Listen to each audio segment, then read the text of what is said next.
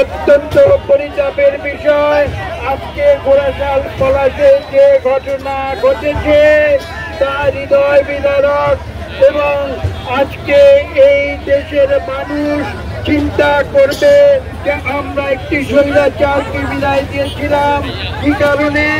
এদেশে গণতন্ত্র আসবে, এদেশে মানুষের অধিকার প্রতিষ্ঠা হবে, এদেশের দরিদ্র মানুষকে পরে বাঁচবে। দুঃখের সঙ্গে বলতে হয় আজকে এই সরকারের PIWT এর ভিতরে থাকা আওয়ামী লীগের প্রেতাত্মা আজকে এখানে এসে ঘোড়াশাল পলাশে নিরীহ দরিদ্র মানুষের উপরে জুলুম অত্যাচার করেছে, যেটা স্বৈরাচারী সরকারের কর্মকাণ্ডকে লজ্জা দেয়। আজকে বলতে বাধ্য হচ্ছি এই PIWT বিগত 15 বছর যাবৎ বাংলাদেশের জলাভূমি নদী থেকে হাজার হাজার কোটি টাকার বালু লুটপাট করে দুর্নীতি করেছে এই PIWT।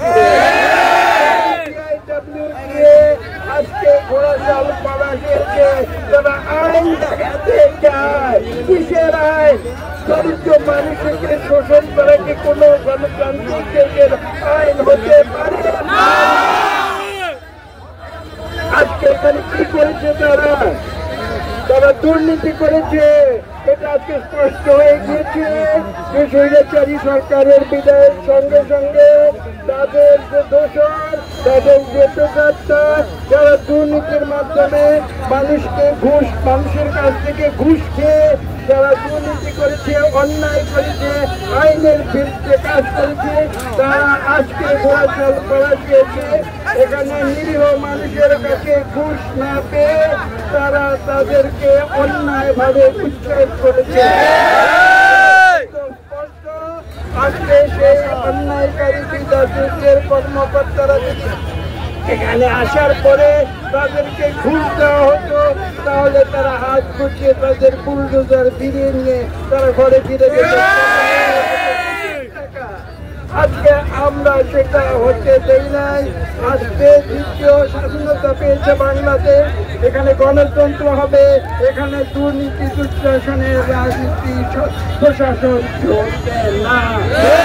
বিচার করে দিতে চাই এই দোষর যারা ঘাপটি মেরে আছে আজকের অন্তর্বর্তীকালীন সরকারের বিরুদ্ধে, তারা এইসব অপকর্মের মাধ্যমে এই অন্তর্বর্তীকালীন সরকারের উপরে বদনাম টেনে আনছে, যাতে বাংলাদেশের মানুষের মনে একটি ধারণা হয় যে এই অন্তর্বর্তীকালীন সরকার বুঝি জনবিরোধী কাজ করছে। সরকারকে আমি হুঁশিয়ার করে দিচ্ছি, আপনারা যদি সতর্ক না হন, আপনারা যদি আপনাদের প্রশাসনের ভিতরে এই আওয়ামী স্বৈরশাসনের প্রেতাত্মদের চিহ্নিত করে পরিষ্কার না করেন, তাহলে এইভাবে পদে পদে আপনারা বিকৃত হবে, করবে। আজকে এখানে 870টি দোকান তারা ভেঙে দিয়েছে, যার উপরে নির্ভরশীল 5 থেকে 10,000 ঘোড়াশাল পলাশে দরিদ্র মানুষের জীবনযাপন নির্ভর করে। তারা কি খাবে, কি বাজার করবে তার কোনো নিশ্চয়তা নাই।